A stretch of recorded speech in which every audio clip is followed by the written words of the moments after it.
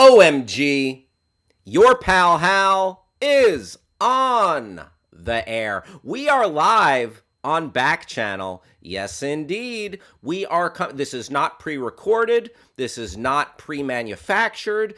And also it is not. There are no preservatives in this. We are fresh and clean. It is, oh my goodness, very exciting right here on your Pal Hal show. My name is Hal Rudnick, and I am very excited to have you with me. Y'all are my pals. That is right. And I am excited for you to be here with me on your Pal Hal show, brought to you by Backchannel. So, we have a lot of stuff to get to today, and we're going to talk about trending topics, pop culture, and there's going to be some comedy, some goofs, and all sorts of fun stuff.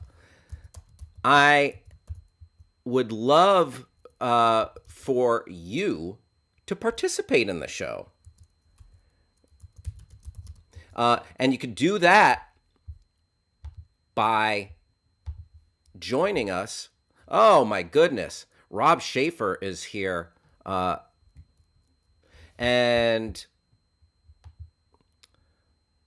sorry, just looking at what's happening in front of me. All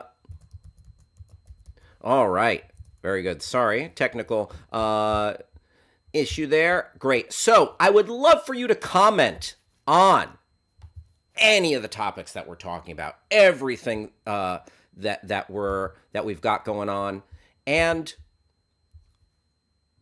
please let us know what you're thinking. Let us know what you're up to. What are your plans for the weekend? I've got a big weekend ahead of me of avoiding Omicron. That's right. And hello to one of our favorite listeners / viewers, Stacy. Stacy is hanging out with Tracy today down in the great state of Texas. Stacy, great having you here. And I would love for you to participate in the show. And you can do that a couple of different ways. You can talk to your device. Address your device, use the magic word say, and you can put in anything after that. So device, say, I'm hanging at home in my sweatpants today. Device, say, I am going to a super spreader event this weekend. I hope that you're going to play it safe, okay? Be safe out there. Listen, I don't want to tell you how to live your life, but allow me to tell you how to live your life. Play it safe, all right? Don't get COVID. That's all I hope. Listen, I want you to have all the fun. I want you to get your party on, whether it's very careful, tested, boosted, etc. But most of all, I want you to avoid the COVID. All right? I'm not wishing it on nobody. All right? And let us know what you're up to. So you can talk to your device that way to let us know what you're up to this weekend. Or you can go to YouTube and you can comment there. All right? And you can also go to backchannel.tv. Go to backchannel.tv, chit-chat with us there. And also, you can leave a review of the Your Pal Hal show. And, you know, the review could be anything. Hal, I want you to get some sort of image on that green screen. Or, Hal, would you please wear a tuxedo to the show? Or, Hal, we want more of the crow.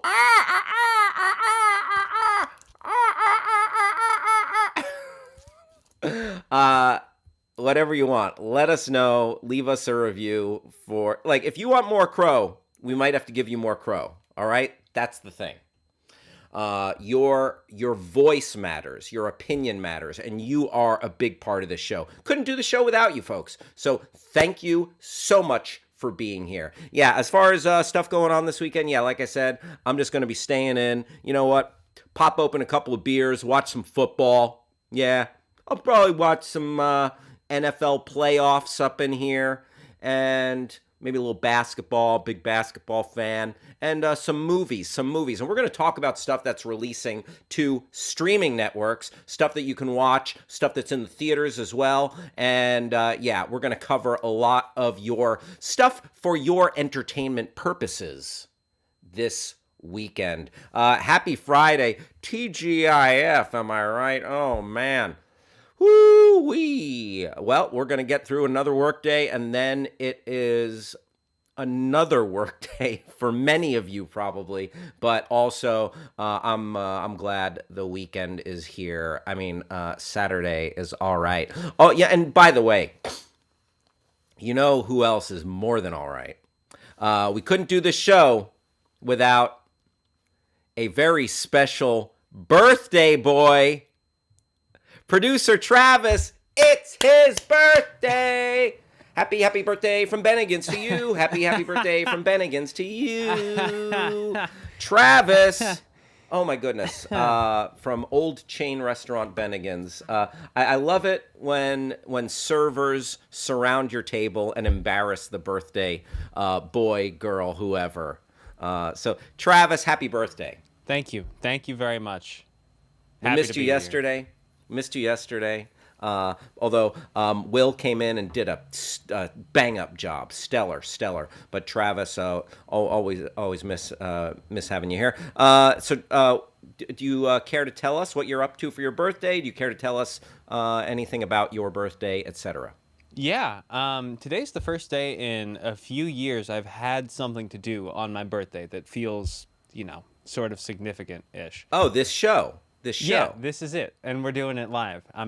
This is everything I've ever wanted. So sad. Full. So sad.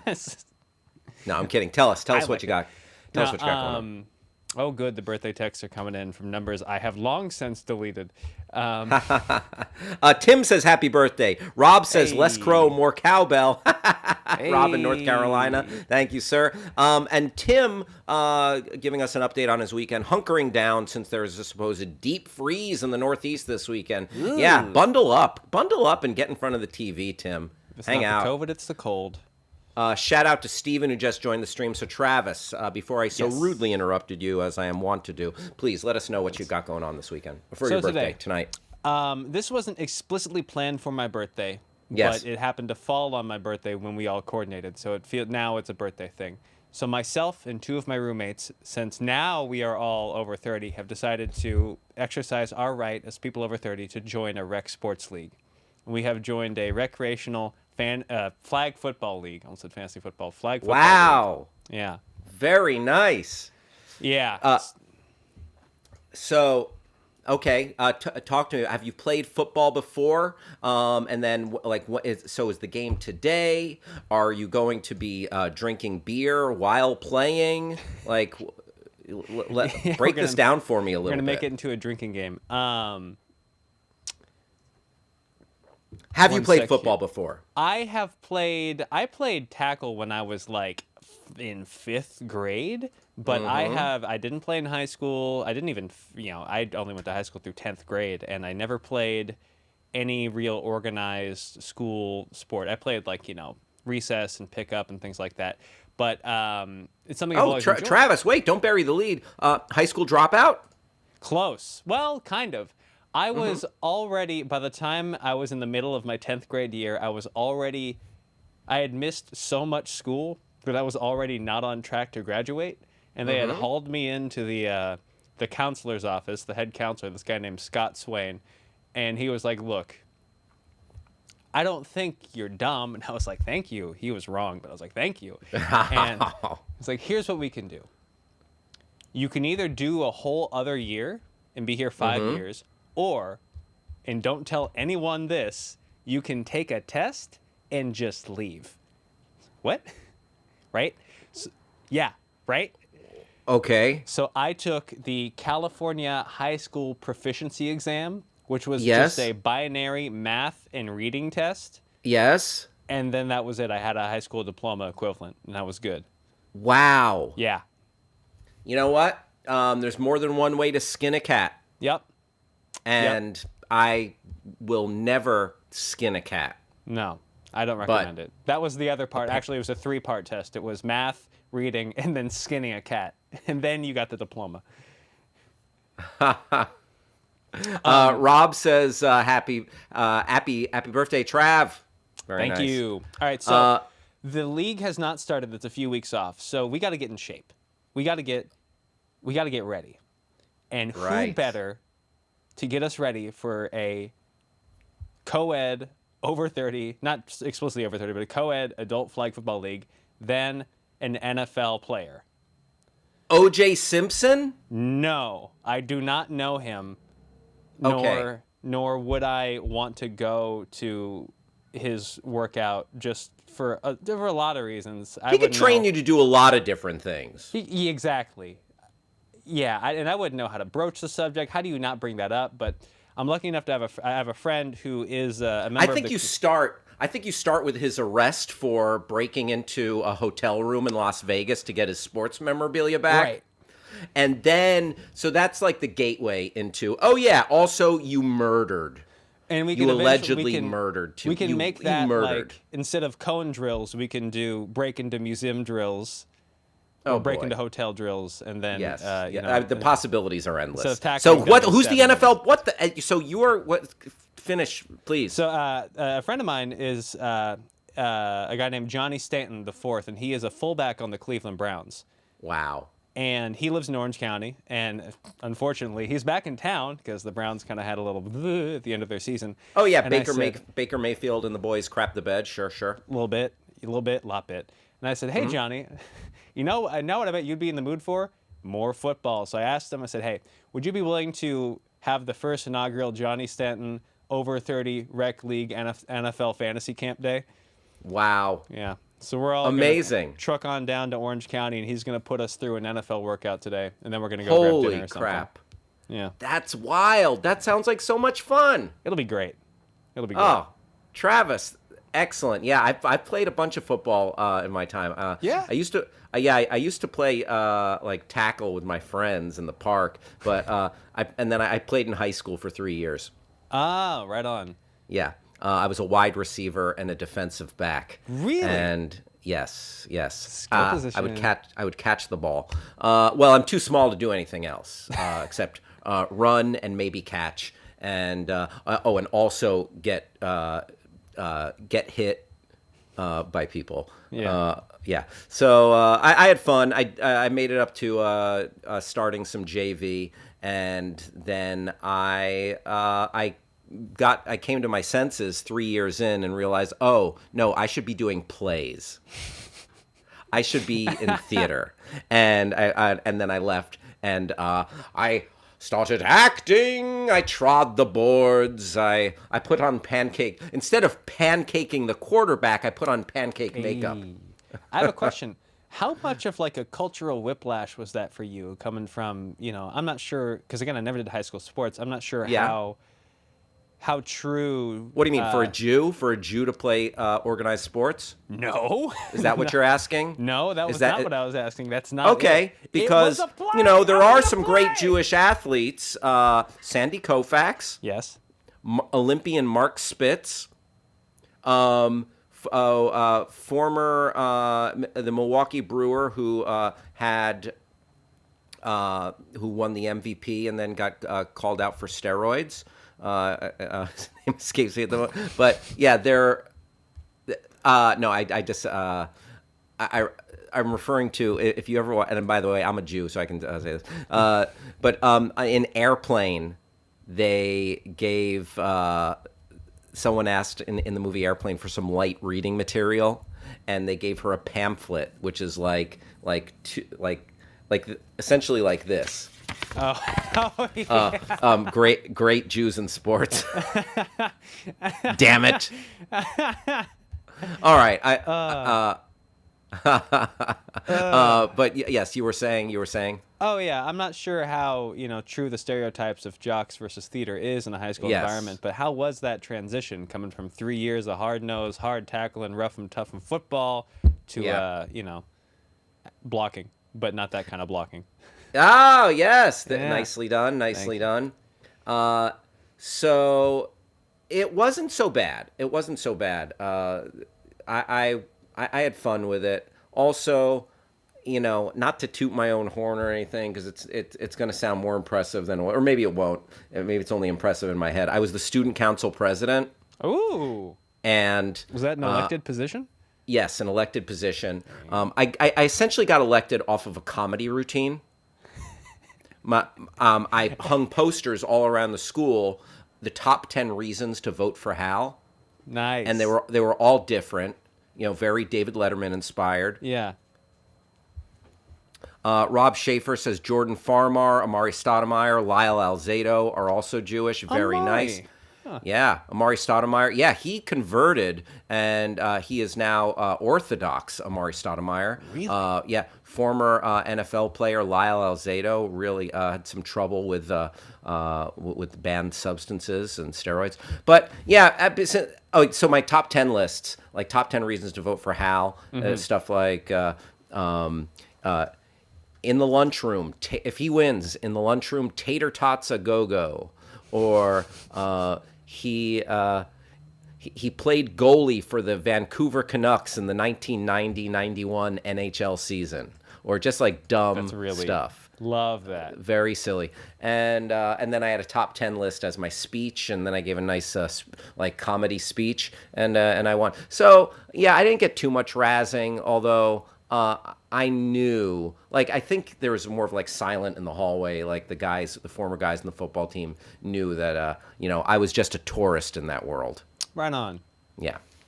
So, but it was fun. I enjoyed just a little bit of camaraderie, but I realized it wasn't quite for me. But Travis, enjoy the heck out of that. That sounds like a great birthday. And are you going to shift gears and just put a couple of hits on folks? My roommates? No, that might be a weird car ride. Right. Take out their knees. Yeah, really, just go low. Yeah, exactly. And be like, walk home. Right.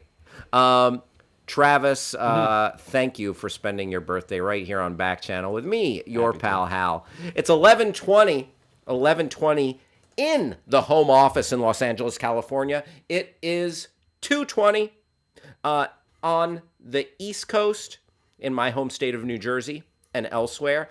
And it is 1:20 in Omaha, Nebraska. We'll be with you up till, for the next 2 hours, up till 4 o'clock on the East Coast, 3 o'clock in Omaha, Nebraska, and 1 o'clock on the West Coast.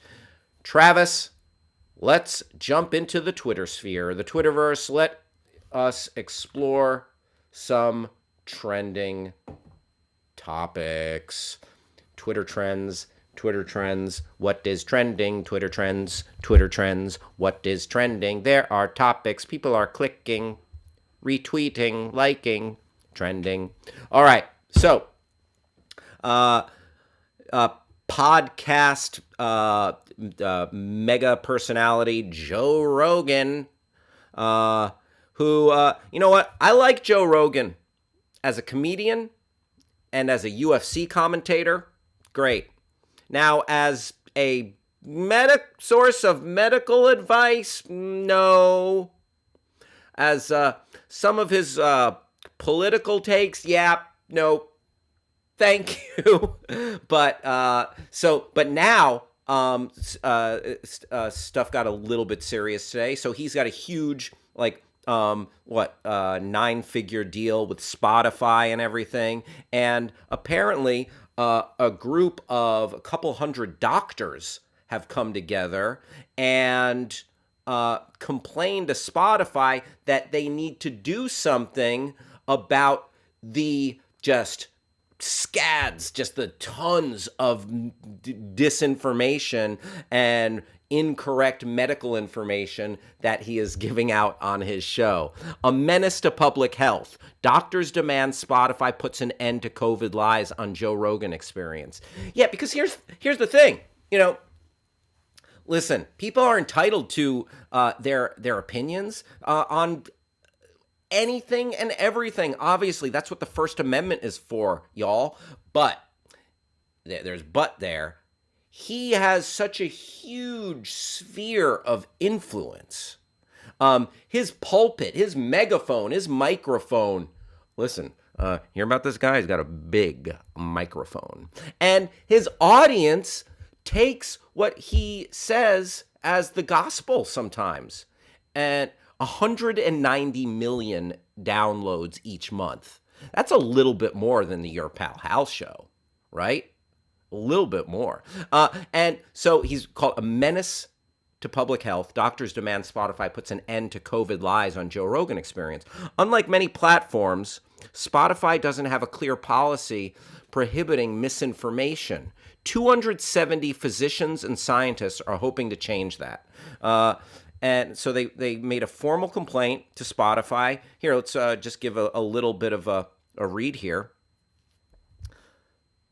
This is from Rolling Stone. Yes. Very good. An infectious disease epidemiologist and research fellow at Boston's Children's Hospital who debunks health misinformation on Instagram, where she has more than 380,000 followers. Jessica Malati Rivera regularly receives tips from her followers about viral content to debunk. A few weeks ago, her followers started sending her a link to an episode of Joe Rogan Experience, the most popular podcast in the world. This episode was an interview with Dr. Robert Malone, a virologist who touts himself as one of the architects of mRNA technology. Rivera was familiar with Rogan as well as Malone. She knew that Malone had been banned from Twitter for promoting COVID-19 misinformation and that he had been making the rounds in conservative media circles, undermining the efficacy of the vaccine. When she watched the interview, she was horrified to see that he espoused various conspiratorial and baseless beliefs, from the idea that mass formation psychosis is responsible for people believing in the efficacy of the vaccines. So, I watched a little bit of this and read up on this idea of mass formation psychosis. And it's the idea that we are all kind of duped into believing something is true that isn't true because it's just repeated and put out. And listen, we've been programmed by media our whole life. I'm not gonna listen, I understand that we are too influenced by media, by social media, by everything we read, that we watch, that the news channels put out there. So, and people have agendas. I get that. But then there's also science. Okay? If we don't have science, what do we have? We're just just a bunch of goobers banging sticks together, without science. So, all right, back to the article, please, Travis. Take a look at that article one more time. Thank you. Mass formation psychosis is responsible for people believing in the efficacy of the vaccines.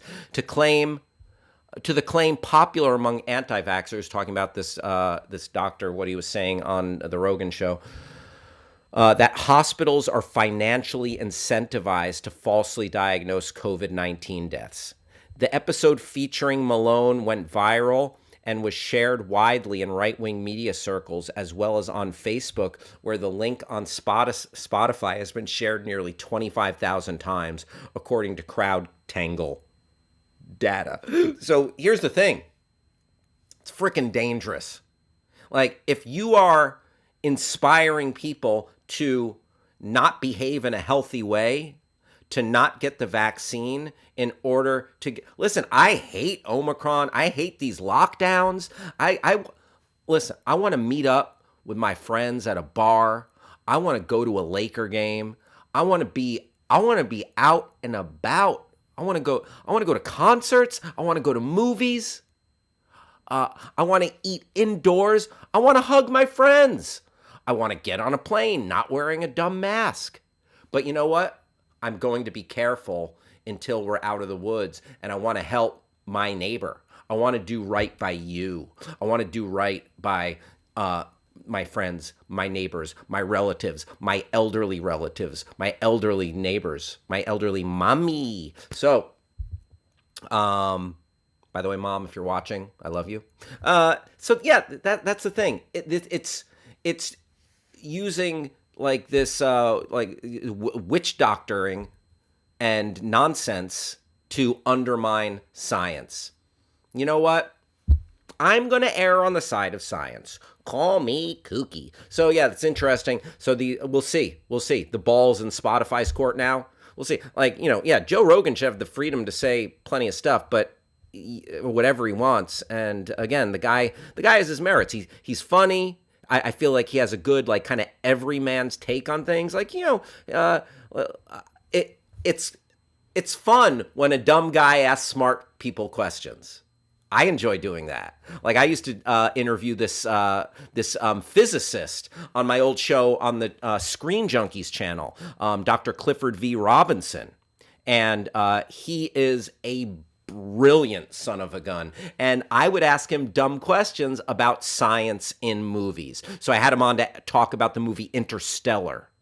And I'm like, okay, black holes and other dimensions, how real? How much does science know about that? And I asked him really dumb questions. And he humored me, and he gave me learned, brilliant, smart answers. So I enjoy that conceit of a dope asking, like just picking a smart guy's brain. But when you have the power to make people unhealthy with this stuff, yeah, I don't know. Maybe Spotify step in. Who the heck knows? Listen, again, as I said, I'm just a dumb guy asking smart people questions over here myself. Very good. Oh, Stacy chiming in with a happy birthday, Travis. Yes, sir. Mr. Travis, it's your birthday. We will never let you forget that today, Travis, as you shouldn't. It's your day. It's your weekend. And I hope you catch a touchdown today. Let's see what else is in the Twitterverse. Okay.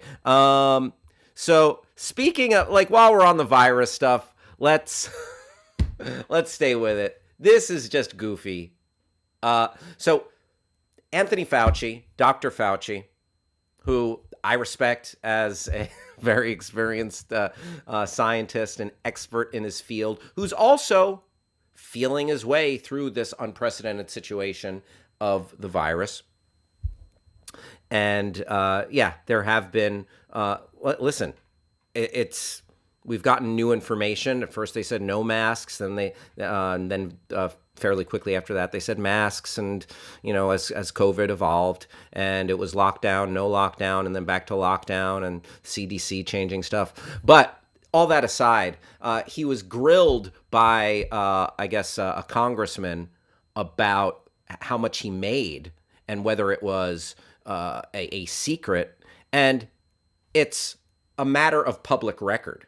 It's out there. Like, if you wanted to see how much your public figures make, including Dr. Anthony Fauci, in the CDC, you can look that up. But this guy is going a step further. Travis, if you want to bring up this Fauci Act, I think the congressman who was grilling Fauci is, let's see here, either Robert Marshall, and okay, the Fauci Act. And the Fauci Act, like the Fauci in Fauci Act, it's this trumped up acronym that this guy came up with, and it stands for freedom. Okay, here we go. Okay, so Dr. Fauci was correct on this. His finances have been publicly available for decades. So Senator Roger Marshall, he's according to this person on Twitter, he's a misinformed moron. And he was asking in front of Congress, he was asking Fauci about that, and Fauci, like when the questioning was over, like you could hear on the hot mic, Fauci was like, moron. because this guy was like grilling him. Like, I don't, what does he ask? What is he looking for? Is he looking for like a secret deposit into Fauci's bank account by Bill Gates, by the aliens, by the like a check? Oh, mommy is here. Hello, mother. Shout out to my mom, wishing her a great day and good health. Yeah, is he expecting like a check written by like $1 billion signed the New World Order, $500,000 signed the Illuminati? Like what is this guy looking for? It's a matter of public record, and this guy. So the Fauci Act, it's it stands for, here it is. It stands for the financial accountability for uniquely compensated individuals. The Fauci Act, financial accountability for uniquely compensated individuals. How about the Moron Act? More off-putting Republican Omicron nonsense. There you go. The Moron Act. I am going to indict Roger Marshall on the Moron Act. More off-putting Republican Omicron nonsense. Listen, I had to come up with an acronym on the spot. That was the best I could do. You can leave your complaints in the comments section. Thank you very much. Now I'm saying careful what I wish for. But yeah, it's kooky. I mean, people are trying. Oh, Grass Puddle says, well done. Thank you so much. And then these people are just trying to like get publicity, get a win. Because listen, I'm a dope, but I stay aware. Fauci in certain circles is a villain to right wing, anti-vax, people who are vaccine hesitant of the Pfizer, the Moderna, the Johnson and Johnson, COVID skeptics, and there's a contingent, probably about, I don't know what, like 30% of the country that thinks Fauci. They don't vouch for Fauci. I vouch for the Fauci. Listen, I vouch for the Fauci. He's doing his best. You don't think he doesn't think this is a crap storm? He knows. Everyone knows this is a crap storm. Nobody wants this. Biden didn't want this COVID situation. Trump obviously didn't want this COVID situation. No one, right or left, we can all agree about that. But how to get out of it, yeah, that's where it starts getting real dicey. So I don't know, but me, listen, I like this little Italian guy. I vouch for the Fauci. So yeah. Travis, I think we might have some technical difficulty. The lizard people, Grass Fuddle chimes in. The lizard people wanted it. The Grass Fuddle saying the lizard people they want Fauci's head. The lizard people, they're drinking human blood. Oh boy. Blah. All right. So, the financial accountability I got to read that one more time because it's just the dumbest. This is the dumbest thing of the day. Financial accountability for uniquely compensated individuals. Again, Grass Puddle chiming in here. The this guy, Roger Marshall, a congressman, is expecting to find a deposit on the record for Dr. Fauci. $1 million signed the lizard people. There you go. There you go. There's some other trending topicalities here. Okay, so this caught my eye. The LA Times had this article about weed, legalized weed. I don't know if anyone here is a fan of the devil's lettuce or cannabis, but it so happened that so weed is legal here in Los Angeles, as it is in many states, medically in many states, and it's legal across the board in many states, and so yeah. And should be, treated, more or less like alcohol, but it does have medical benefits, more medical benefits for pain relief and anxiety and stuff like that. All that aside, you know what weed is for. Also, people get high and all that good stuff.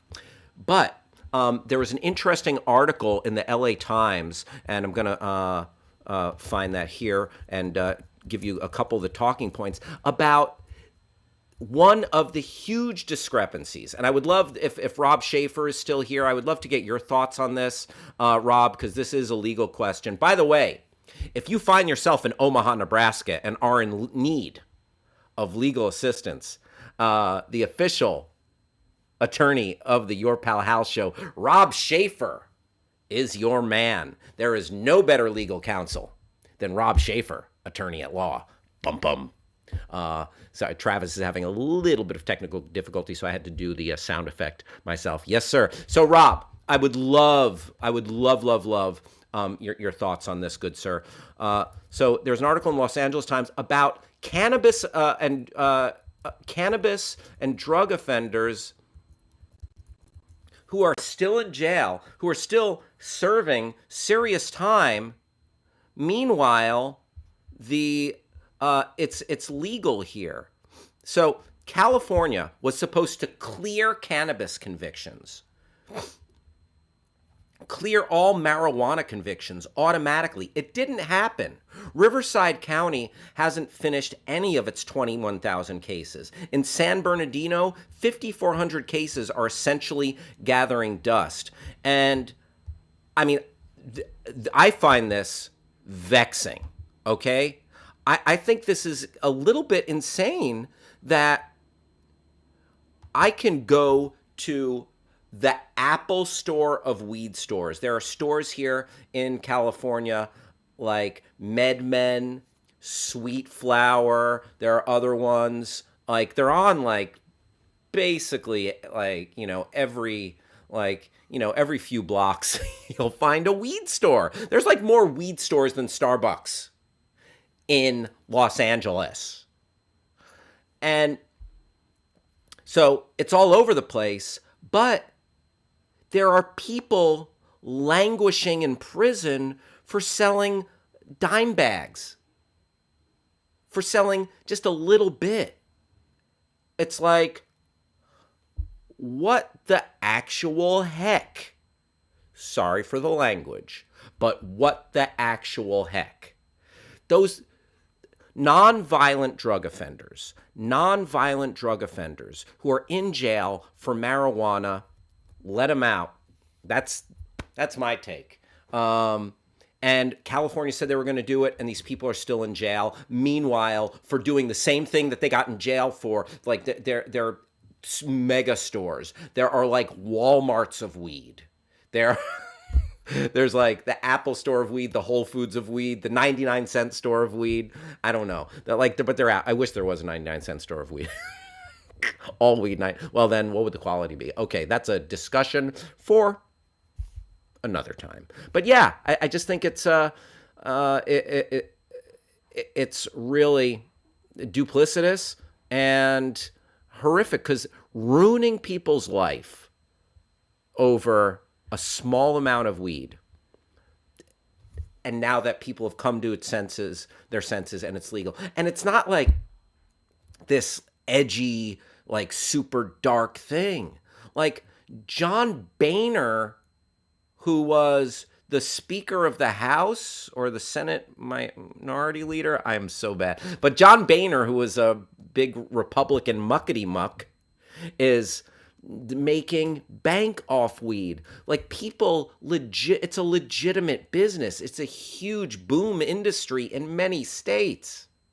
And there are people languishing in jail for this. Weed has been legal in California for 5 years, but tens of thousands of Californians are still languishing with felonies. I like that they use the same word that I just pulled. With felonies, misdemeanors, and other convictions on their records, a Times investigation found. So, yeah. Legalize it, let them out. Listen, violent drug offenders, or if like there's gang activity or whatever, like, okay, then it gets dicey. But non-violent drug offenders just found, like, you could have been arrested for just carrying some weed. Yeah. So, kooky. Rob Schaefer, if you have any thoughts about that and the people languishing in jail and California's take on that, always appreciate any legal guidance and perspective from our friend, Rob Schaefer, attorney at law, Omaha, Nebraska's finest. Dong dong. Couple of other thoughts here. By the way, it is 11:44. We are coming up on 11:45. It is 2:44 on the East Coast, 1:44 in Omaha, Nebraska. Oh, and by the way, because we were working with the delightful Will yesterday, producer Will, while Travis was a traveling. Producer Will let me know that it is currently 7:45 p.m. in Great Britain. And we'll be on till 9 p.m. in Great Britain, if you are so inclined. Rob Schaefer says federally, so normally a person in state jail can file what's called a habeas corpus motion in federal court if they think they are wrongfully imprisoned. I think the rub for California is that weed is still illegal federally, so I don't know if the feds would take the case. Gotcha. Interesting. Yeah. That's an interesting duality there, Rob. Just like my state and federal taxes, I file them, and there they are. Rob Schaefer, thank you for your learned perspective, good sir. All right. Also, trending in the Twitterverse. I don't want to bring the room down. This is kind of a sad, but also a beautiful remembrance. I was really delighted to watch Jeff Ross and John Mayer. Delighted is the wrong word, but heartened as they went to pick up, and you can find this video if you look for it. The Roast Master, Jeff Ross, comedian, and John Mayer, musician. They went to pick up their friend Bob Saget's car from LAX, the LA International Airport. And as they were driving it back to Bob Saget's home, I guess, to drop it off with his wife and everything, they just shared some sad, thoughtful remembrances about their friend who had passed away. And it's pretty heartbreaking. Gone too soon. 65 is too young, and he left behind a legacy. And it's crazy.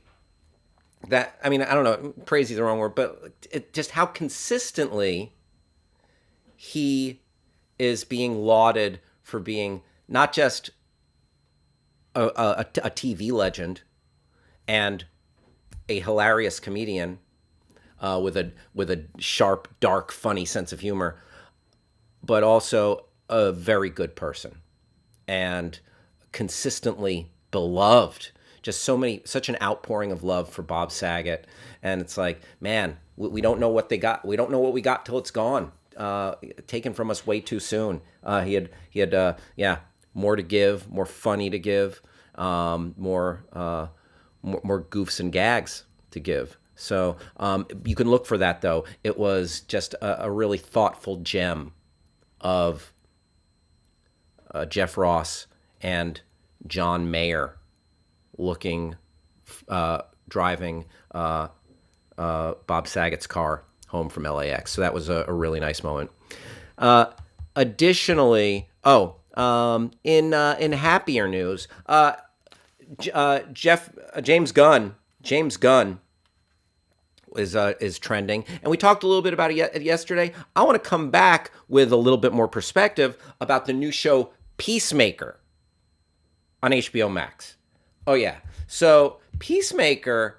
I watched the first episode of The Peacemaker with John Cena playing his character from Suicide Squad, and yeah, I got to tell you, it's really good. It's funny. It's unique. It's got the a very silly, irreverent, not your standard superhero take, not like anything you'd expect quite from DC, unless you go from the second Suicide Squad movie, because that was also directed by James Gunn. But James Gunn, I feel, did a hell of a job, on the Peacemaker, because it's dumb, it's fun, it's goofy, and it's got some action, and it's got some cool, interesting supporting cast, side characters. I love seeing Robert Patrick turn up. Like for everybody, like I immediately think like Robert Patrick. What do I immediately think of? Terminator 2.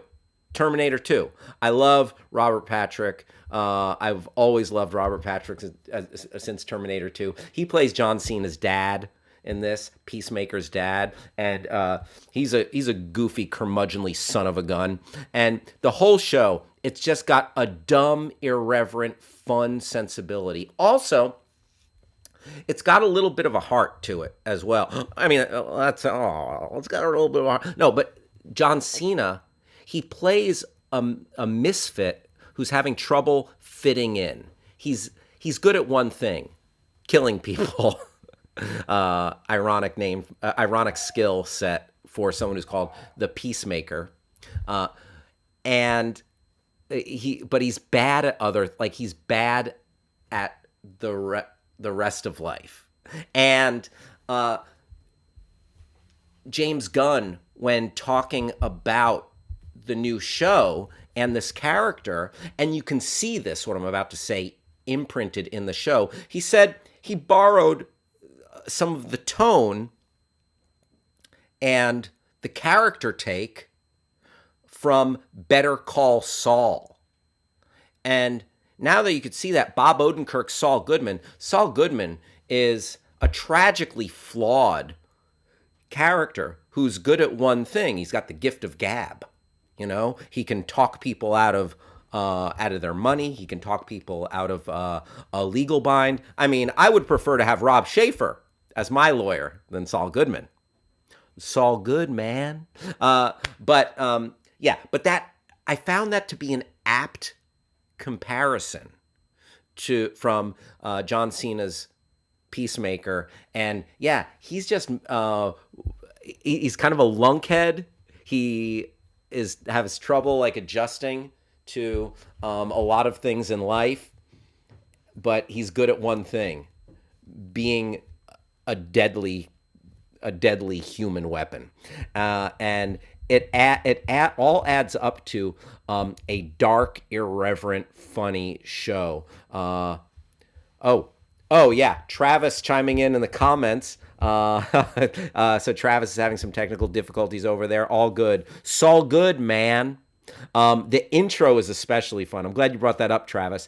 The intro to the show, it's the dumbest, goofiest, intentionally dumb dance number with to like kind of 80s metal, and it's really great. It's really great. So The Peacemaker is available on HBO Max.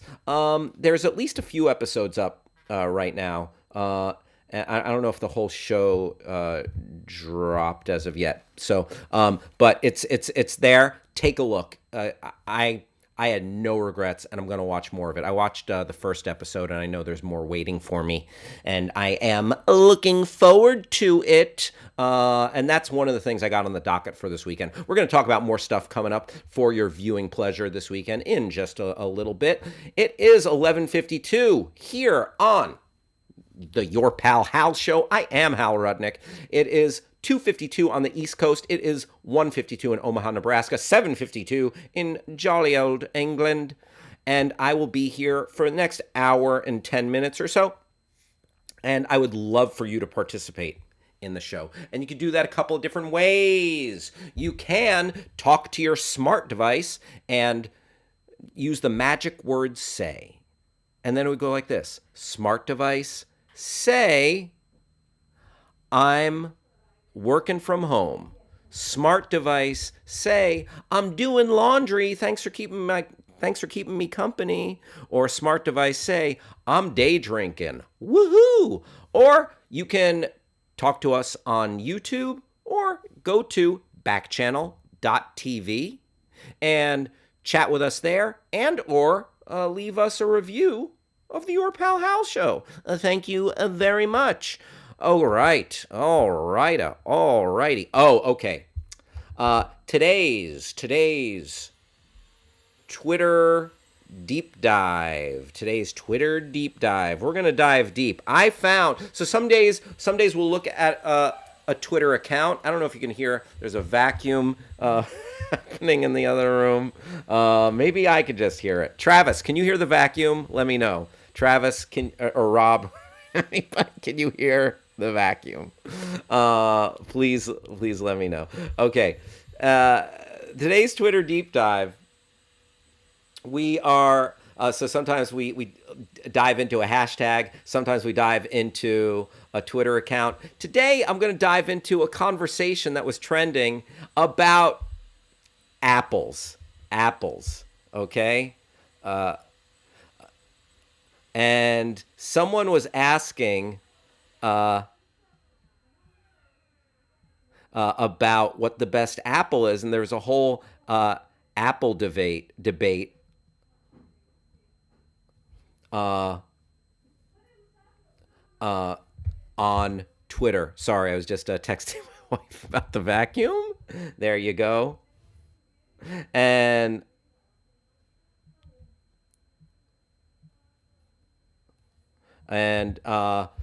sorry about that. I am juggling.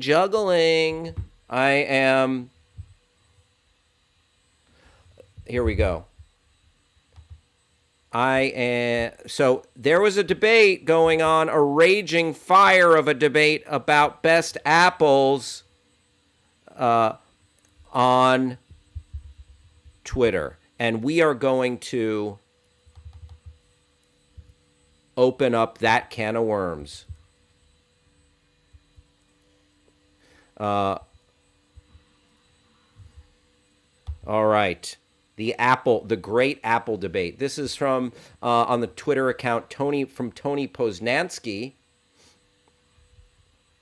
All right, in real time, I'm going to talk to my wife and let her know that there's a there's a vacuum situation. We are pulling back the curtain completely. Really, behind the curtain.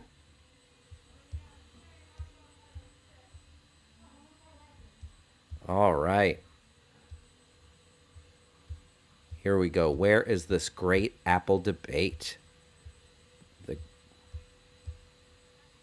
All right. My wife is not answering. Oh, you gotta love it. Live TV without a net here, folks. Thank you.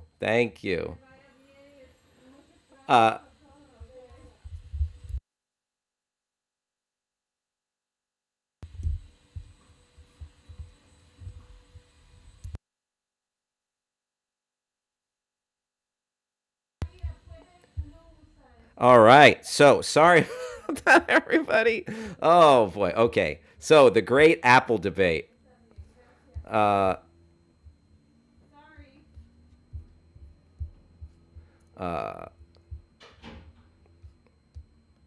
Okay. So I am efforting the apples. Thank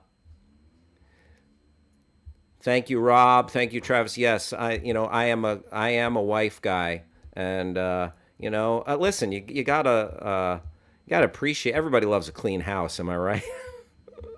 All right. So I am finding here, juggling the great apple debate. Okay. All right. What's the best type of apple? Here we go. Game on. What is the best type of apple? Tony Poznansky says, I love Honeycrisp. There is no wrong answer except Red Delicious. Granny Smith is gross also. All right, so let me ask y'all. Do you have Apple preferences? Do you have Apple opinions? I want your Apple opinions now, please. Yes, Tim says this is how we know it's live. Thank you, Tim. So anybody, I would love for you to chime in. Do you have a favorite kind of apple? Is there an apple that is garbage to you? Like, what is the trash apple? Let us know what is happening in your Apple fandom. All right, so here we go. Let's take a look at this. So Nick Adams says Granny Smith and Honeycrisp apples were cheaper under President Trump. All right, I mean inflation. Yeah, we are experiencing some record inflation. So I don't know if it has anything to do with. I don't think it has anything to do with who's in office right now. It's just the market bouncing back. And yeah, I am not an economist, so I'll save that for another time. Okay. Not that I'm convinced you can read, but this might be a labor shortage that started. Okay, so now they're talking about apples. Okay. As a Honeycrisp Apple loyal customer, no. All right, talking about the price of apples. All right. Oh, so really it got into, this devolved into a real debate about the price of apples. Interesting. So, okay, here we go. Granny Smith and Honeycrisp, Red Delicious. Interesting. So, yeah, a lot of thoughts here about the price of apples, the great apple debate. Any thoughts? Any thoughts? Tim said, for eating, I'm a fan of Empire apples, although I believe those might be meant for baking. You know, Tim, do you, Tim? Like if you want to eat it, listen. There's wine. There's a wine for cooking called cooking wine. Listen, nobody said you can't drink it. Am I right? Am I right? Tim, you know what I'm talking about, pal. Tim, right there with me. Am I right, pal? Rob Schaefer likes Brayburn or Pink Lady for baking and Crispin or Cortland for eating raw. Rob, I read that and it brings me back to the fact that you are a Renaissance man.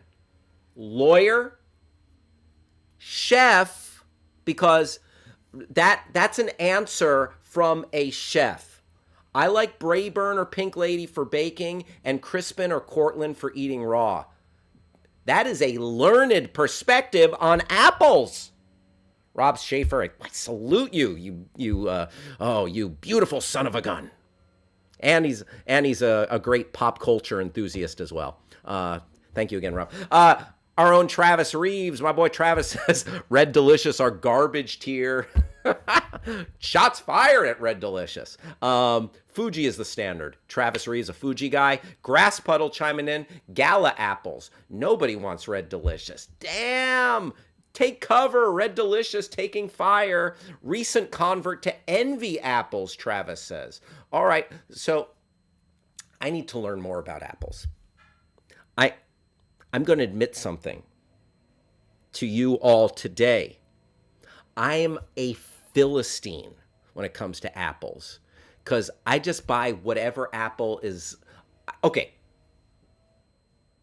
I only eat organic apples. I made that switch because I read something on the internet and I believe everything I read on the internet because everything, if it's in writing, it's true. But I heard that if it's not organic, it's going to have a lot more chemical on it, and in it, etc. And I don't want that. I heard eating non-organic apples is one of the worst non-organic things you can eat, and I am now only an organic apple boy. I'm organic apples to the end. That being said, I am very non-discerning about which apples I get. Like, I'll eat green apples, I'll eat red apples, I'll eat greenish red apples, I'll eat dark red apples. I might even eat red delicious. So you know what? I just don't pay attention. Sorry, my hair has taken on. Like, I'm only making my hair worse. By the way, there we go. Oh my goodness, what is happening? I might grab a hat mid-show. I might grab a hat. Okay, Rob Schaefer chiming in. Empire apples are a crossbreed between Macintosh and Red Delish and are good all-purpose apple for baking and eating raw. Rob Schaefer bringing the noise and the funk, bringing the knowledge. Very nice, Rob. All right. Any other Apple thoughts? Checking in. Tim says you're right. Tim says you're right. So very nice in regards to, I think he's talking about the organic stuff. Yeah. When it comes to like organic apples, yeah, that's it for me. Bananas, on the other hand, I do not go organic. Tim, very nice, very nice. Appreciate. Tim says, "Thank you, Rob. I don't feel so bad." Cool. Very cool. So, yeah, a lot of Apple thoughts. You know what? This we're going to use this as a segue to take a quick look at Applebee's Twitter page. Is that a smooth segue? Is that the smoothest segue or the worst segue that we've ever done here? Applebee's Bar and Grill. What's good in the neighborhood? Welcome to the neighborhood. We'll save you a booth. All right. So we are segueing into the Twitter account for Applebee's. We're just going to go over, just going to give you a taste of hanging out. Thank you, Rob. Smoothest by a yard. Thank you, Travis. Okay, here we go. I'm going to give you a little taste of Applebee's. Here's to the regulars. We wouldn't be here without you. I remember I used to, I did some touring doing comedy with my sketch comedy group. And where were we? I think we were in, like Salt Lake City. It was either Salt Lake City or outside of Denver.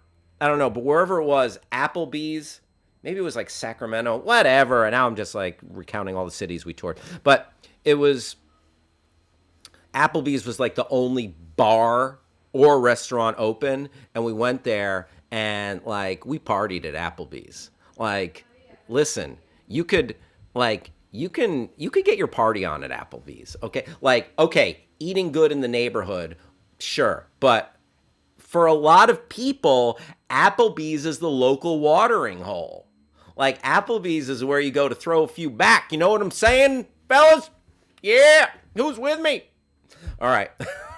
Let's see what up at the Applebee's Neighborhood Bar and Grill. Welcome to the neighborhood. We'll save you a booth. Applebee's, a robust Twitter following. Like, we looked at the Twitter accounts for Olive Garden. We looked at the Twitter accounts for Chili's, and several other fast casual Cheesecake Factory restaurants. 599,000 followers. They are just a titch below 600K.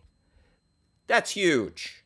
Applebee's. That's a big following there, Applebee's. All right. Let's see what some of their... Okay. I'm liking it already. Applebee's Grill and Bar. Don't flip it. It's not a bar and grill. It's a grill and bar. Our grills are so hot, you'll almost forget it's winter, as long as you don't look out the window. Okay, all right, hot grills coming through. Woo! All right, Applebee's Grill and Bar. There's a Wordle. I don't know if anybody's playing Wordle, but Applebee's had a Wordle. It says mozzarella stick, and it's all yellow squares down the middle for Wordle. It looks like a mozzarella stick. There you go. After a much-needed holiday break, we're ready to start this year with, and they have a little poll, Whiskey Bacon Burger What's a whiskey bacon burger? I guess it's like it's got to be like a caramelized kind of bacon with like a little whiskey tinge to it. Classic broccoli chicken, shrimp and parm sirloin, or all of the above. So in this poll, it's bringing up the rear is the classic broccoli chicken. Coming in third out of 4, shrimp and parm sirloin. Coming in second is all of the above. And then coming in first, the whiskey bacon burger with 33.3%. Nicely done. I might go for the classic broccoli chicken just because I like to eat a little healthier. Sorry. All right. But the whiskey bacon burger is intriguing. Thanks to our artist partners and everyone who participated, we'll pick things up Metaverse Monday next year. What? What's we? Okay, so interesting. I hope there's some art. Oh, the Metaverse is all about. Okay, so I wish you could see this. There's some cool art from Applebee's. That's pretty rad. Okay, some cool stuff popping up here. So there's some cool pictures from the metaverse. Is this like an NFT of like Applebee's steak? Applebee's Twitter account is a little bit fire. Applebee's Twitter account is happening. Metaverse meal of the year. So there's a steak and baked potato metaverse meal, and then there's there's a plate of Applebee's hot wings that's animated and it looks good. You're just gonna have to take my word for it. Here's something cool. So the rapper Kid Cudi, who I very much enjoy some of the sounds and rhymes from Kid Cudi. He used to be a server at Applebee's, and here he is talking to Jimmy Fallon, and while he was working at Applebee's back in the day, he pretended his name was Trevor. That was his server name, Trevor. So pretty fun. And shout out to Kid Cudi and Apple. That's a very nice alumni. That's like a solid alumni. Rob Schaefer chiming in. I once went on a blind date at Applebee's, and the girl roofied me and stole my wallet. The food was still the worst thing that happened to me that night. Rob Schaefer coming in with the twist at the end. Rob Schaefer coming in with the jokes. But really, that's frightening. That's frightening that happened to you. I'm very sorry.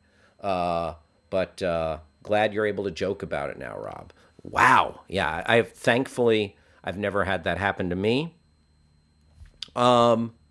I have intentionally.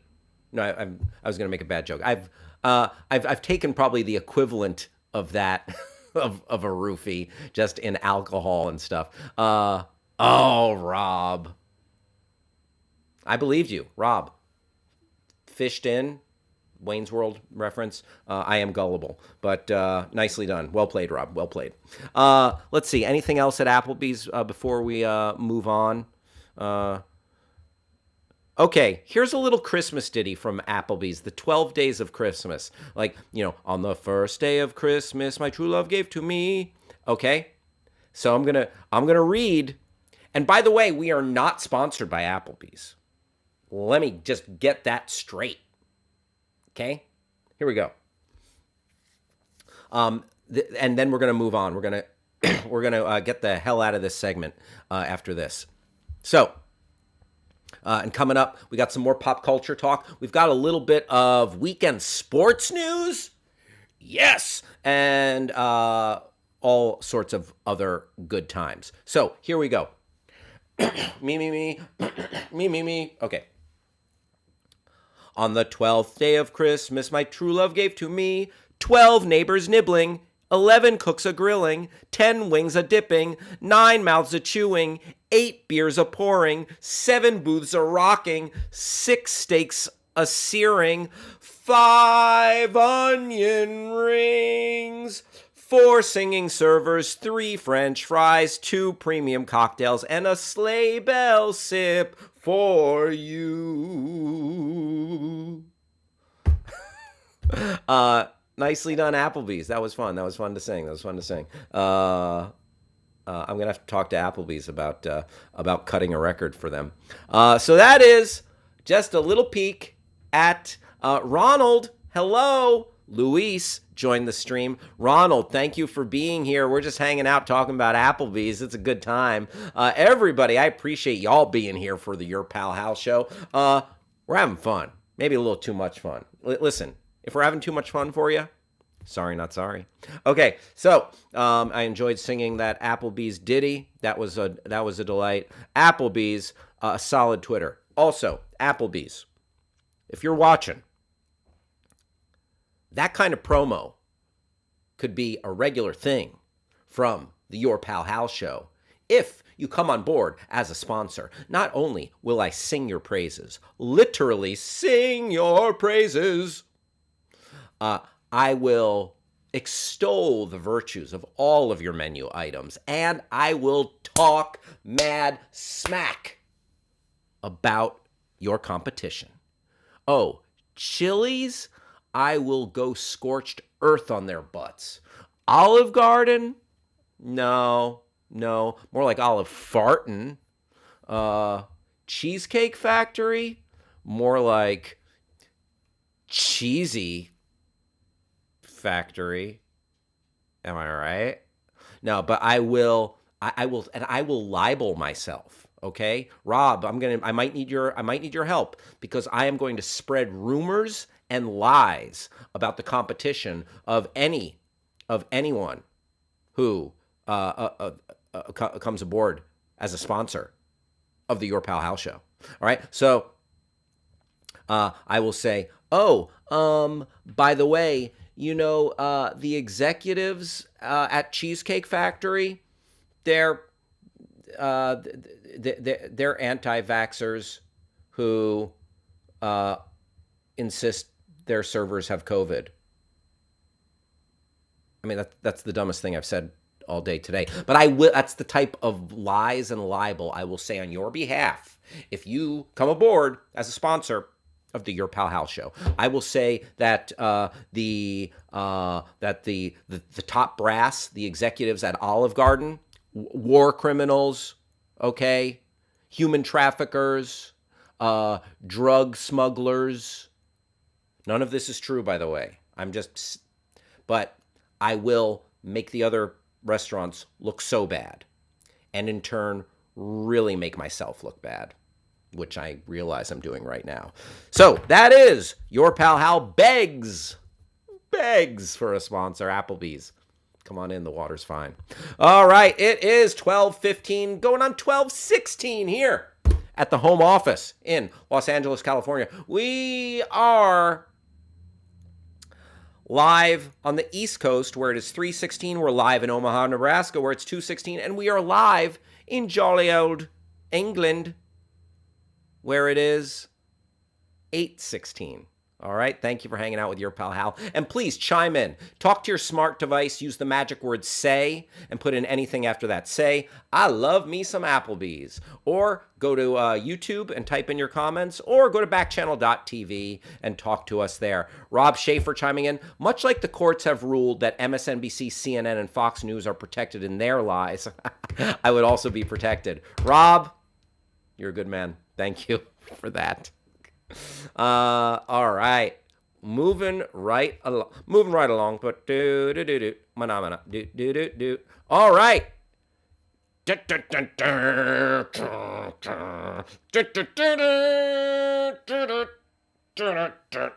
That is my football theme song, which is, I think, what is that, Fox NFL or something?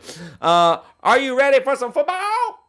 Let's just give a quick rundown of the playoffs start this weekend in the NFL. A lot of people don't really start jumping in to their sports fandom until the playoffs hit. So let's just take a quick look at what is going down in the playoffs this weekend. What are our matchups? And Here we go. And then I've got a bone of contention with the NFL.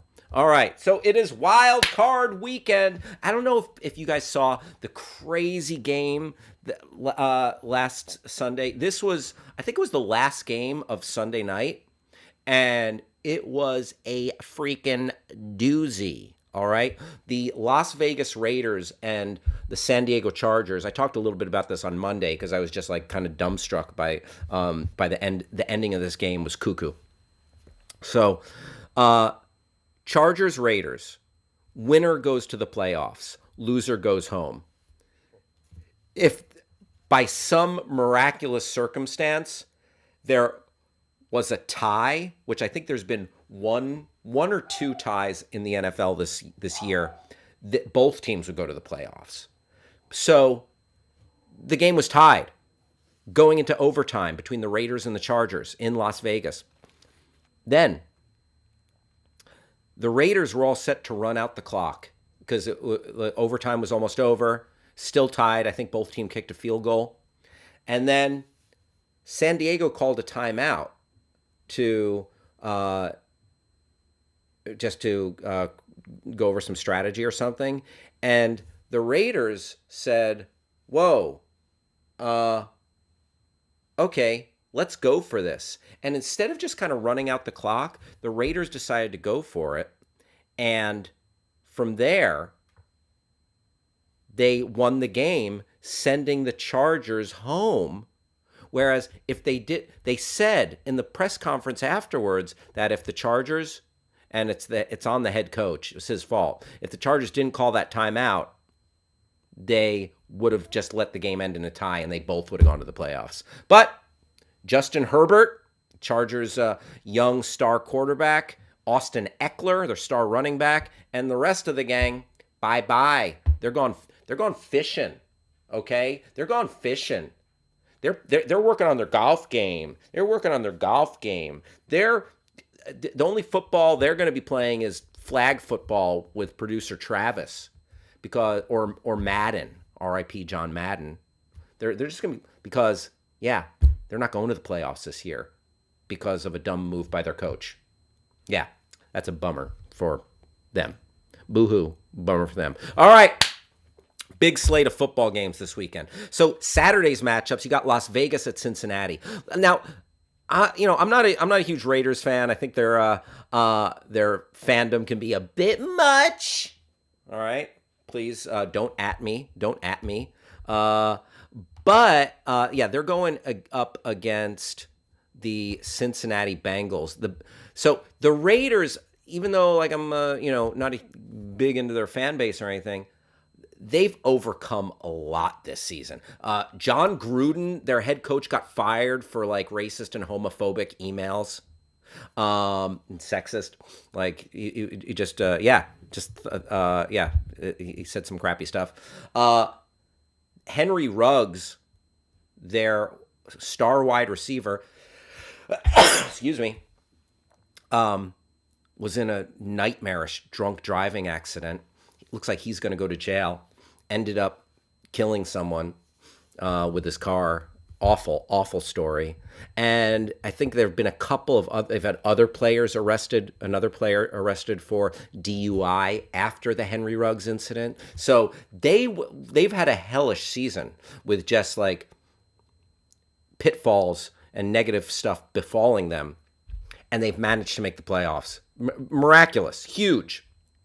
But they're going up against Cincinnati, and it's in Cincinnati. Cincinnati's looking real good. Joe Burrow, their young quarterback, Joe Mixon, their bruising running back. I'm looking at Cincinnati in this. Oh, also they've got a great receiving core. Cincinnati, I'm leaning towards them in this one. Big matchup.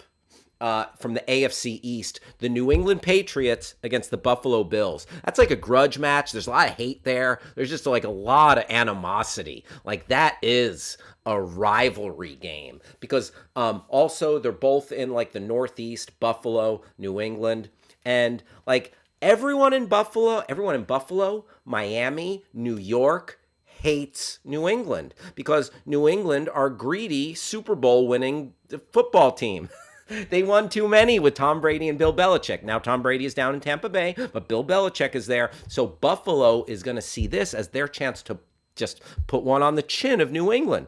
But New England, somehow with a rookie quarterback, Mac Jones, and a damn good Bill Belichick defense with smoke and mirrors have gotten to the playoffs. So Buffalo, they've got a great young quarterback in Josh Allen, but this is going to be a tough game. You can't count out a Bill Belichick team. You just can't. All right, so that is Sunday. 2 matchups on Sunday. And then we got 3 Sunday on Saturday. Those are 2 Saturday matchups. 3 Sunday matchups and 1 Monday. Real quick, Philadelphia at Tampa Bay. Tampa Bay better win this on Sunday. Tom Brady, yeah, like they're trying to repeat. Very impressive Super Bowl victory last year. So Philadelphia, they got a good young quarterback. They got some pieces in place, but this is Tampa Bay's game to lose. Cowboys, 49ers. 49ers are visiting Dallas. Same thing. 49ers kind of miraculously made it into the playoffs. Dallas has too many weapons. Dak Prescott, CeeDee Lamb, Ezekiel Elliott, and more. Like that, they are loaded.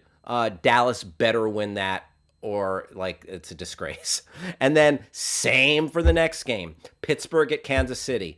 Pittsburgh, Ben Roethlisberger's last year. Good for him. He made it to the playoffs. Kansas City is a dynamic team. Patrick Mahomes, Tyreek Hill, Travis Kelce. They've got too much firepower. Kansas City should win that. So I heard my all name. Favorites. Oh, yes. Travis. And your friend joined the chat just as you arrived. Yeah, he helped me get back in. Eric Bregier? Yeah. But you said Travis, so what, yes? Yes, Travis Kelce. What? All right, that's fine. Travis, welcome back. Glad to have you back. Thank goodness. Producer Travis got everything situated. All right, just finishing up this brief NFL preview here.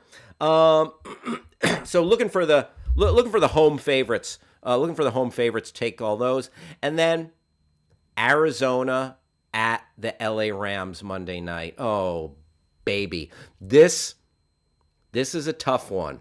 Kyler Murray. How could you not love this guy? He's like a little too short to be playing quarterback. He's like 5'10". I mean, listen, I'm 5'8". Okay, I'm not.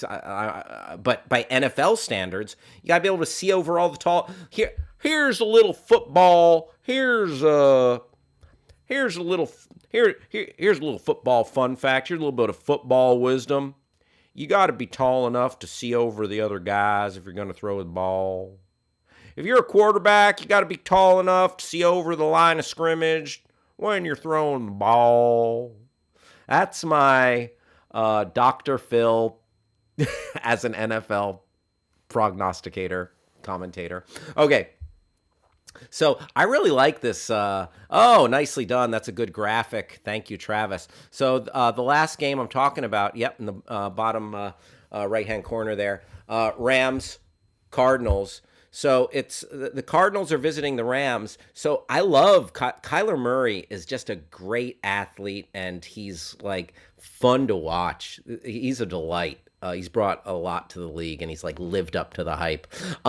But I'm in LA. I would love to see a Los Angeles team go further. So that's a tough one. That's a pick 'em. I cannot pick a winner in that game, but I'm pulling for the Rams just because I would like a local team to be in the mix. There you go. And then the teams that have off this week that are like, all right, we're just going to chill. I'm just going to stay home and ice my knee. You got the Packers and the Titans. And funny that Aaron Rodgers, people are talking about Aaron Rodgers as the MVP, front runner for MVP, but he got so maligned for all his COVID, for lying about having the vaccine. So it's kind of weird. He would go from like persona non grata to being like front runner for MVP. And then one other thing I just want to get off my chest about the NFL season. So the NFL in what can only be called a cash grab extended the season to 17 games. whereas it's always been 16. And previously it was 14 when like the Miami Dolphins went undefeated.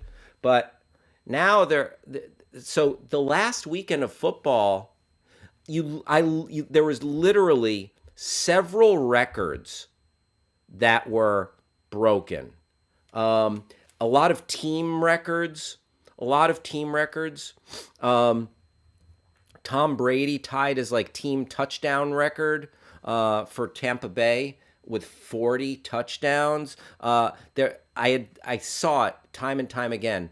These records being broken throughout, and yeah, several single season records broken after first ever 18-week. And that's the thing. I don't know if the announcers of these games got some sort of kickback from the NFL or were just told by the NFL, don't mention that they have the most games to play that they've ever played, that there is the first time ever a 17-game season. It seemed like people weren't mentioning that. They were like, Tom Brady, congrats on breaking the single-season touchdown record. Yeah, Tom Brady broke the Buccaneers single-season touchdown record. Mark Andrews caught the most passes in a single season in Ravens history. I know Cooper Kupp, best wide receiver in football. He broke a bunch of records. Z, what is up? Z, welcome to Backchannel. Thank you for hanging out with us. Appreciate you being here. Alicia, welcome to the party. And great having you here. Feel free to chat with us. Coming up on 12:30, we're going to talk about some pop culture stuff coming up, some movies that are available to watch this weekend in theaters and on streaming. And if you want to talk with us, get your smart device's attention. Use the magic word "say," and then put in whatever you want after that. So smart device, say, I'm going to be watching football this weekend. Or smart device, say, I could care less about football this weekend. Also, you can go to YouTube and chat with us there or backchannel.tv. And don't forget to stick around. Coming up at the top of the hour, you got brand new, very cool show on Backchannel, The Drive with Mario Smith. So stick around for The Drive with Mario Smith and join Backchannel for all of the fun to get you through your day, to hang out with you, keep you informed, keep you laughing, and all that good stuff. All right, so yeah, it just seemed like there was not enough mention of the fact that there was one more game. It's like, wow, what a great season. Yeah, the person had a great season, but they're also played more than anyone else. But I guess that's just part of the game because baseball has done it. Baseball used to be 154 games, and now baseball's 162. Football has done it before. They went from 14 to 16, now to 17. So, I guess what the hell am I even complaining about? There you go. That is a look at that is just our junior NFL playoff preview for the weekend. And now I'm going to take a look at what is opening up in theaters this weekend. And I know one of the big movies opening this weekend is Scream.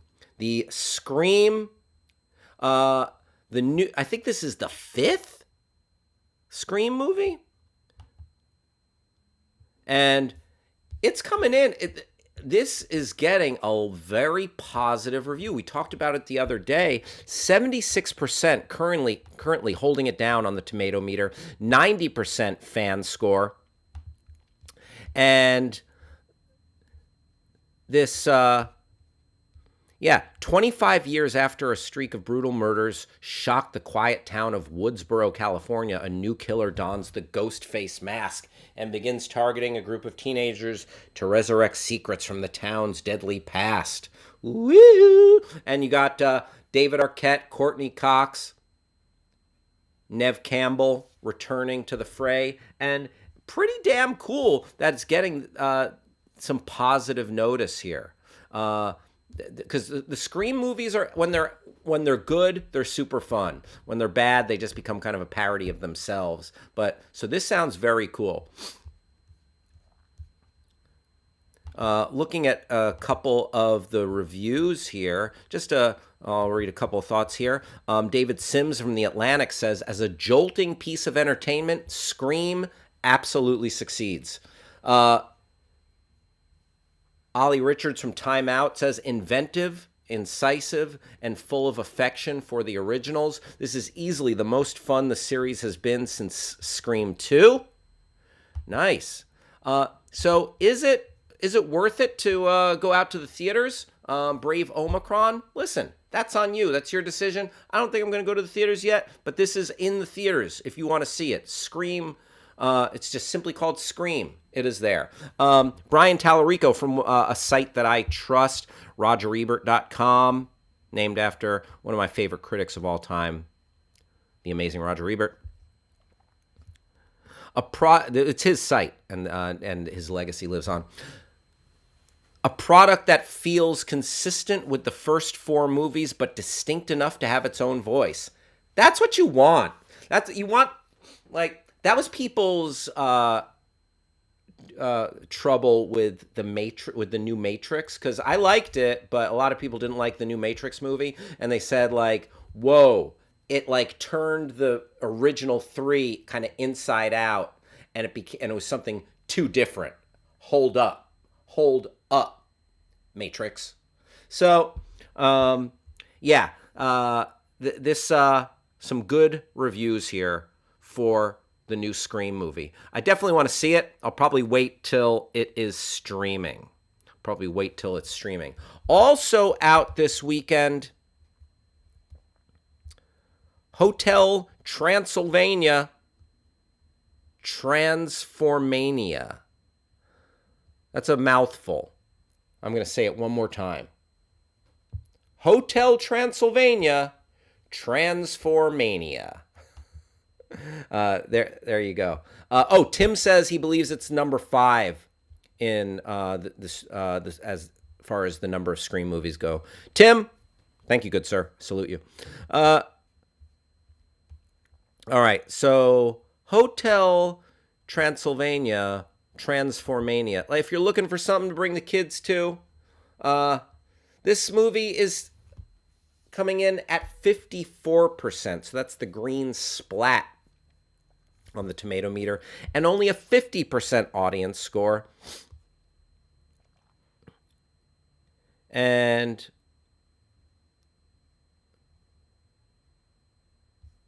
a couple of the reviews here, a couple of critic notices. Nell Minow from RogerEbert.com said, my Yelp review for this hotel is would do business again.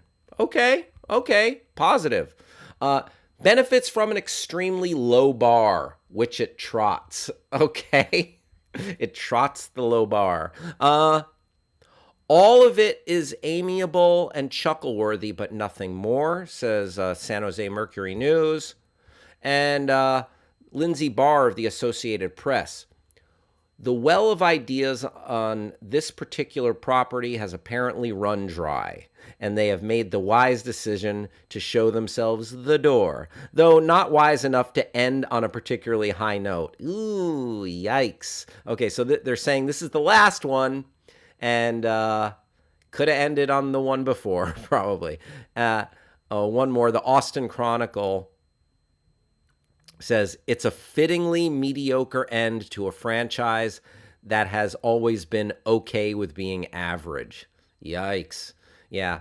So there's that. I mean, if you need something for the kids, that might suffice. Just drop the kids off at the theater and leave them there. Okay. And one more. This looks interesting. This is an anime. Belle. Fantasy anime. I'm not sure. Let's see.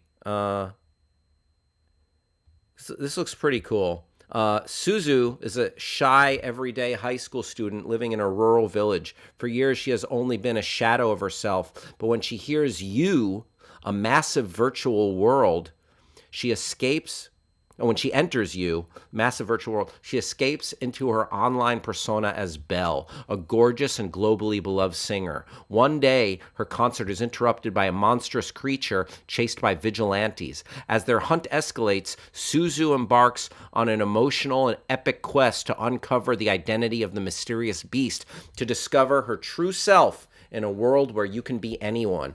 This is kind of cool. It's like a little bit like Ready Player One meets Hannah Montana.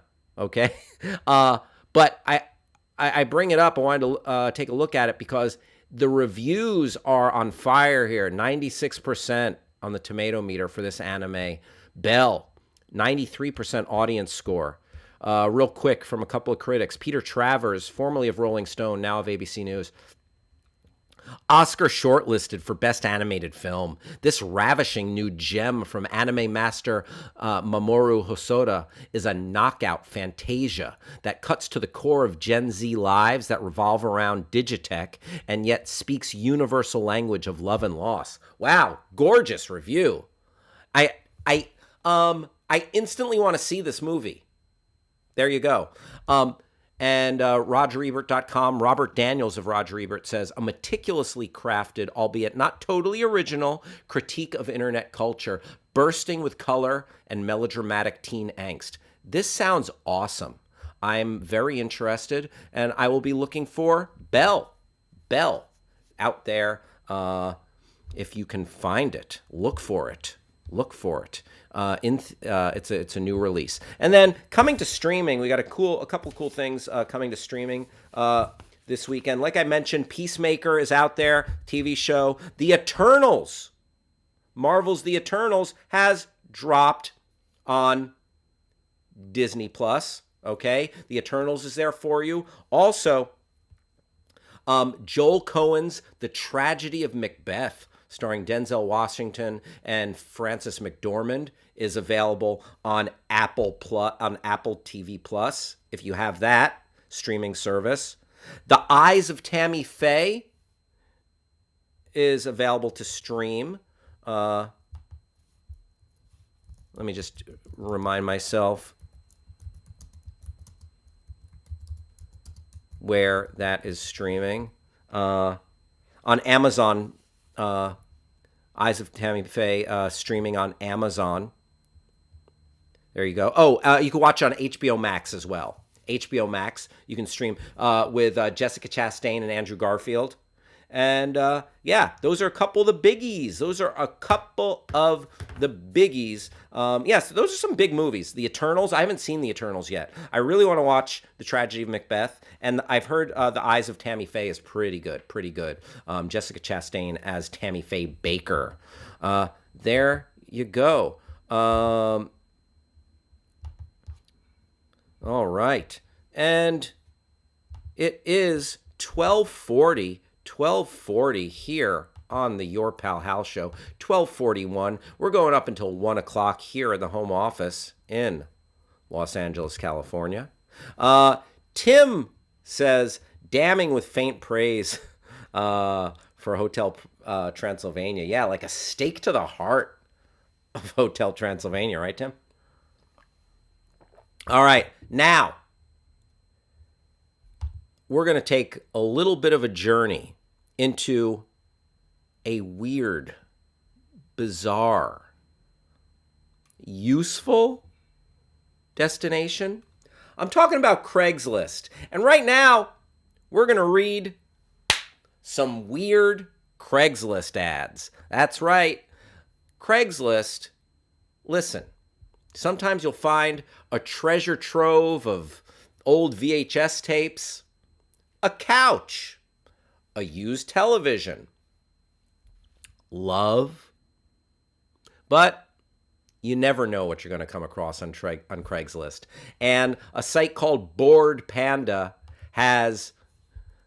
I just want to say, yes, for the record, yes, I've been trying to make a Chiron for 10 minutes and it won't let me. And I'm mad.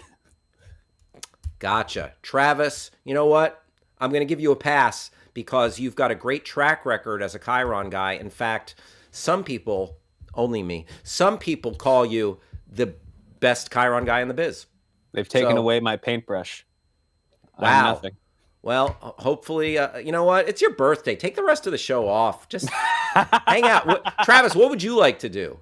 I mean, I already spent most of it in the chat, so you know. Um, No. I'll pull yeah, up I'll pull up Board Panda here. This sounds great. I would love to look at other people being incompetent to save me from reflecting on that whole episode. So this is great. very cool. Very cool. Travis Reeves, super producer and birthday boy. Oh, speaking of super producer, I hope you took a chance to plug that there's a new episode of Binge Boys out now live and today. Very cool. Very cool. Yes.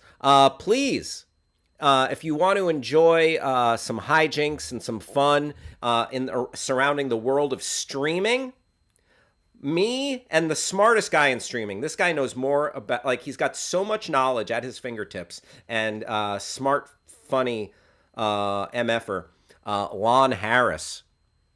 Lon Harris and I will take you through the world of streaming, and we'll tell you, we'll give you reviews, we'll talk about news, and there's nonsense and shenanigans as well.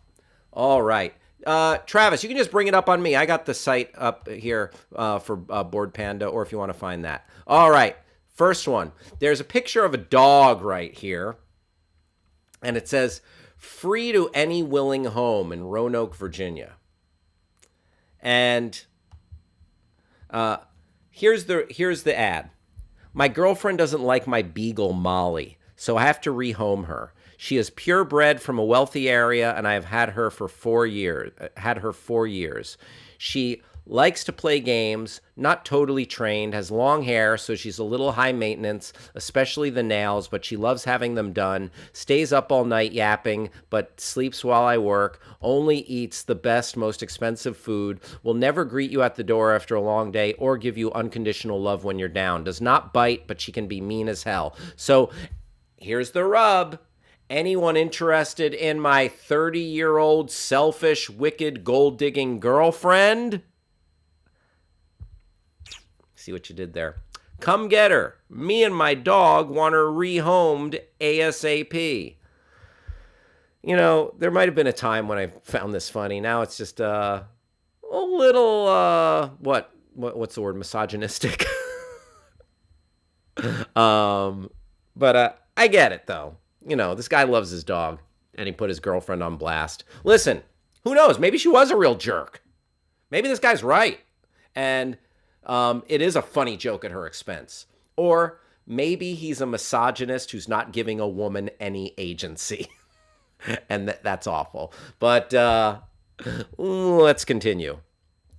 The things you find on Craigslist. Kevin and his timeout tank, Medford. Okay.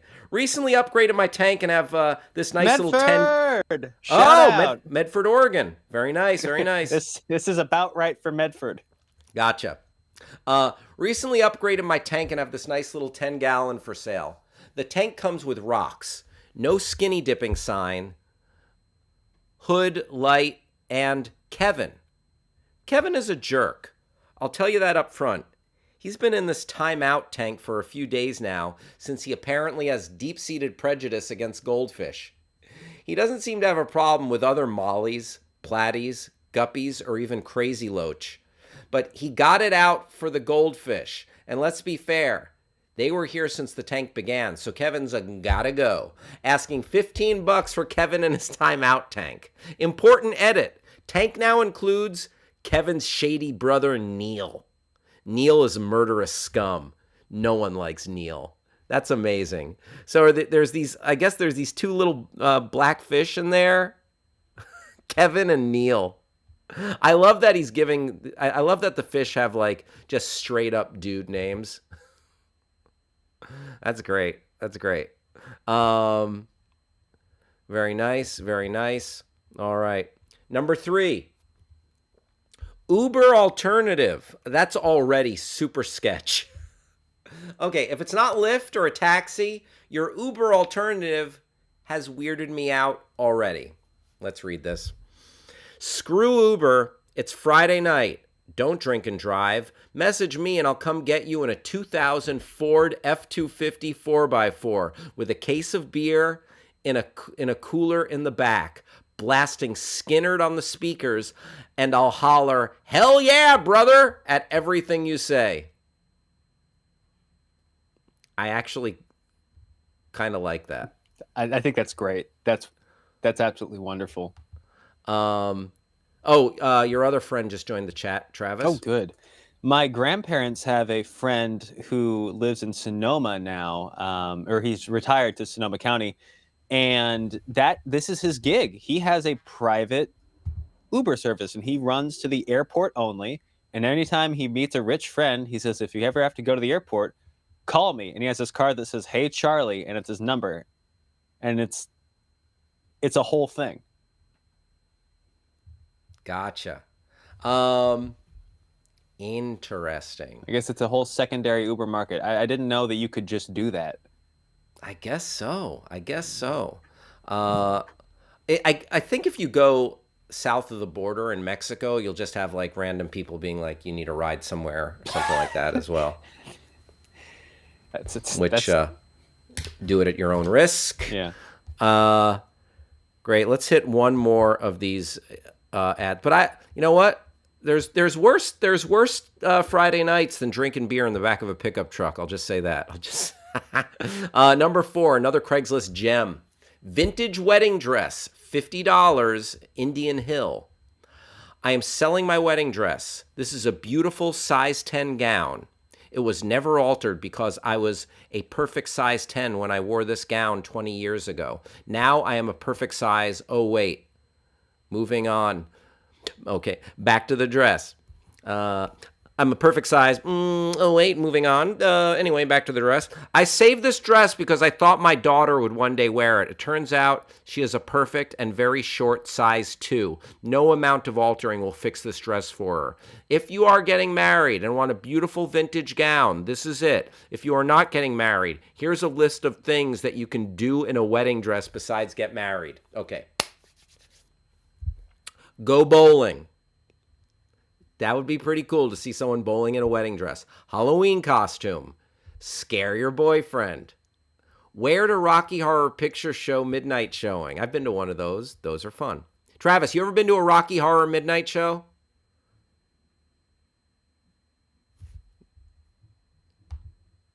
Travis?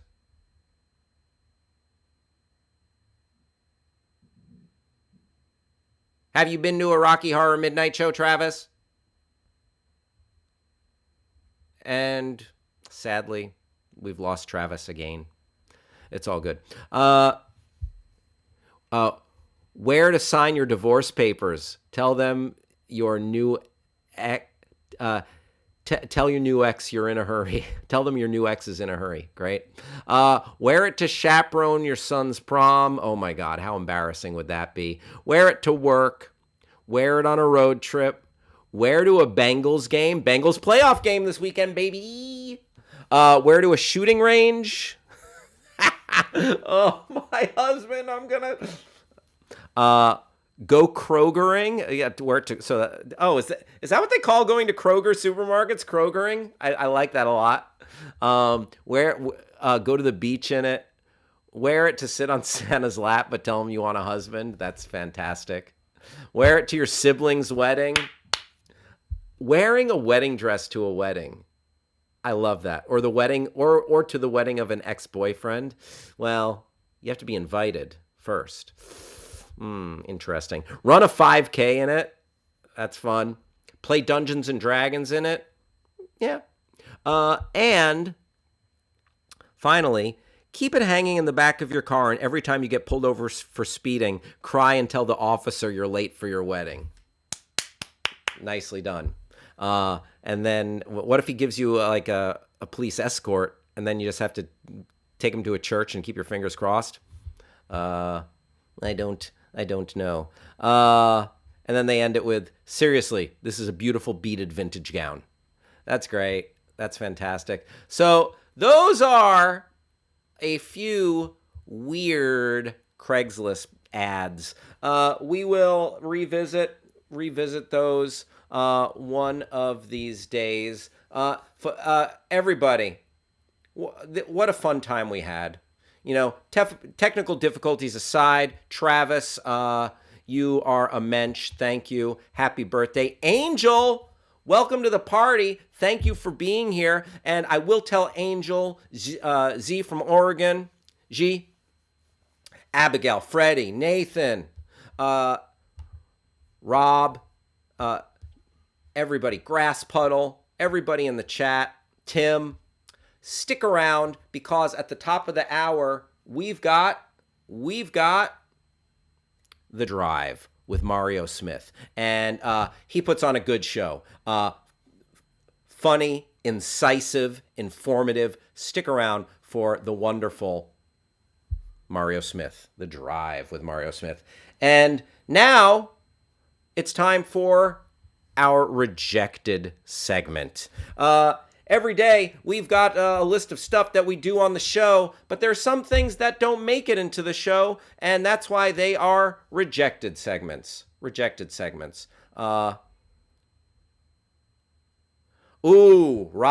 Shots fired, Travis. Rob just said, I'm just going to throw it out there. No technical difficulties when Will was producing. Happy birthday from Rob Schaefer, Travis. Today's rejected segment is Hal goes through his wallet. That's a little personal. My wallet, which is a weird wallet that I got a few years ago at a little craft store. It has LA Dodger logo on, and then for some reason CP3, Chris Paul. I think from when he was on the Clippers. Yeah, God, that's funny. But yeah, like I'm not gonna like. Yeah. What do you want to know? Do you want my insurance information and my AAA card? No. I got my Vax card. I've got. Oh my God, a card from a marijuana dispensary. Health insurance. What? Oh, here's a gift receipt for a gift that I bought my wife for Christmas. It was just a candle. We're starting She was like, "Oh, a candle," and it's from this nice little boutique on. Yep. I just started doing the segment. I could throw away this gift receipt, by the way. My wife liked the candle. Thank you for hanging out with us today, everybody. Have an amazing and safe weekend. Watch some movies, watch some sports, have some fun, enjoy yourself. We'll be back Monday, 11 a.m. on the West Coast, 2 p.m. on the East Coast, 1 p.m. in Omaha, Nebraska, home of attorney Rob Schaefer, and 7 p.m. in Great Britain on Monday. Enjoy your weekend. Thank you, everybody, for hanging out with us. Thank you to all the folks at Backchannel. Thank you, producer Travis, for being here much of the time. And happy birthday, producer Travis. We'll talk to you next time.